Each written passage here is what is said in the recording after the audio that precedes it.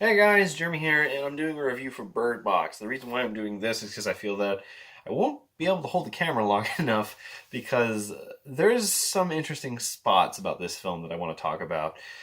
There was a lot of hype about this. It's been all over social media, and I finally gave in and I watched it, and it's not bad, but it's not good either.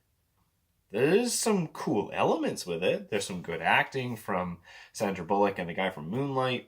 There's a cool concept, this whole force that is unseen, but when you see it, it takes on the form of your worst nightmare and it makes you kill yourself. That's a cool idea. It's much smarter than The Happening.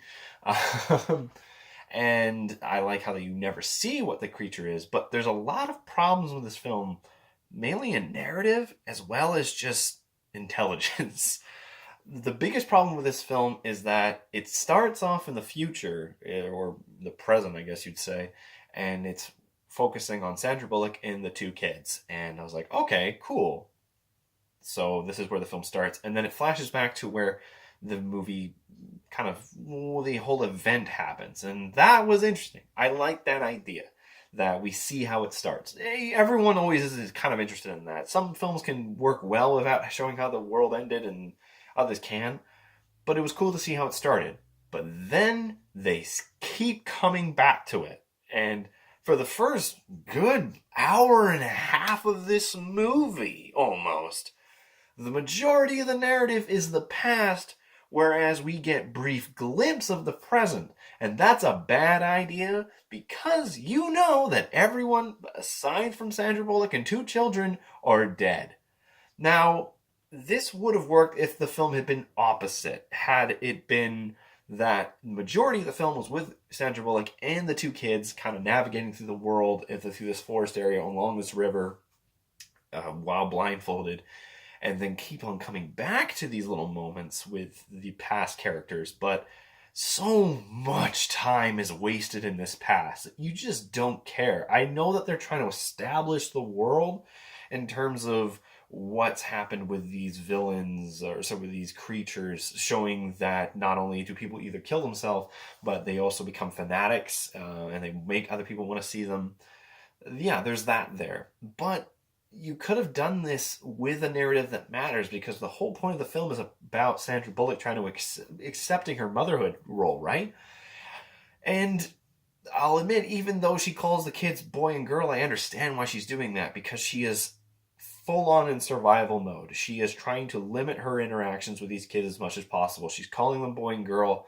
It sounds stupid when you say it out loud, but I understand what she's doing. She's trying to remove all emotional content with these kids as much as possible so she can help herself survive. Also, for narrative purposes, it's to try and make you wonder which kid is hers for narrative purposes, because he's kind of stupid. But the problem is, these two kids are so bland that you don't even care. Neither one of them are kind of. You can't judge who is which, besides the fact that one's boy and one's girl. There's supposed to be the separation between her and the daughter, but there's so little there that it's only. Basically, the kid explains it to you. And the whole thing about this world is that they can't see anything, right? But this shit is stupid.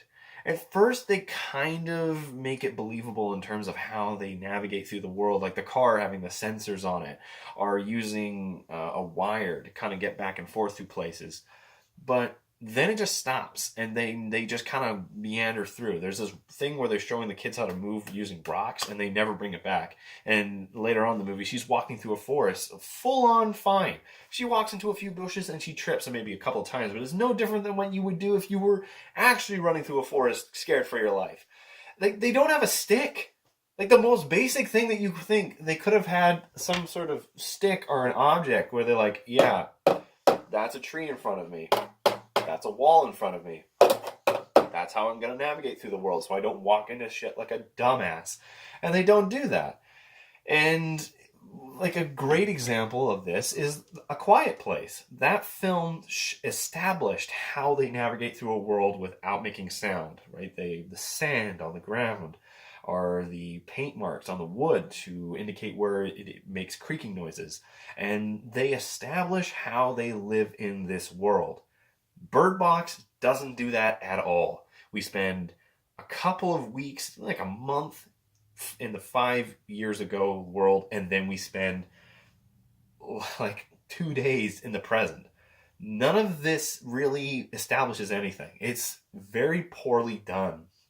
And I didn't like this. This film had a lot of problems with it. There's a lot of stupid people in it.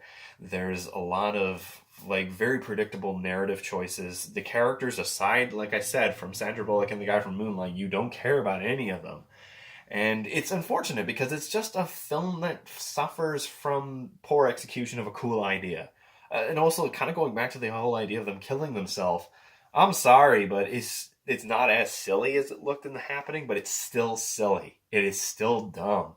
One guy who I watch all the time, the Cosmonaut Variety Hour, he actually had probably the best idea for this was that they shouldn't have killed themselves. They should have literally just liquefied, or like their brains could have like melted. Like, you already had the eye effect going on. Why didn't they just fall over dead? Like they would hemorrhage from the inside and just fall over dead. That's much more interesting than some woman bashing her head against the wall.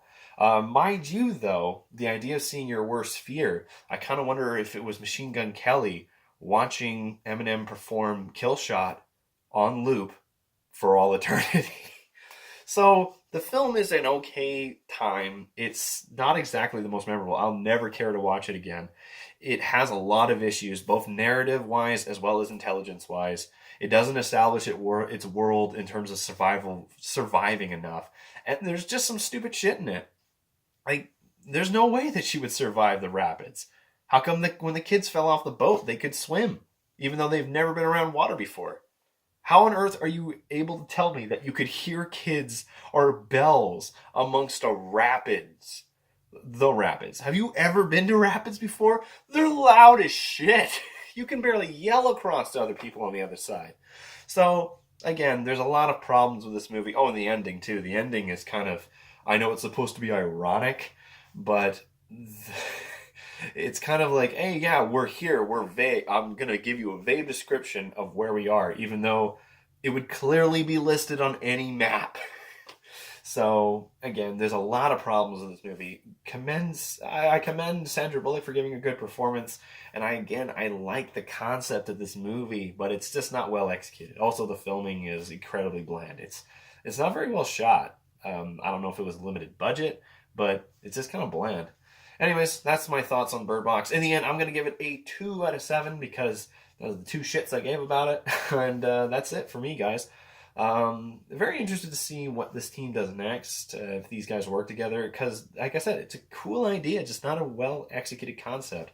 If you want a world where people are in a post-apocalyptic world where they have to use or rely off of senses, just watch The Quiet Place. It's much better than this. Anyways, guys, hope you enjoyed this review, and I'll see you guys next time.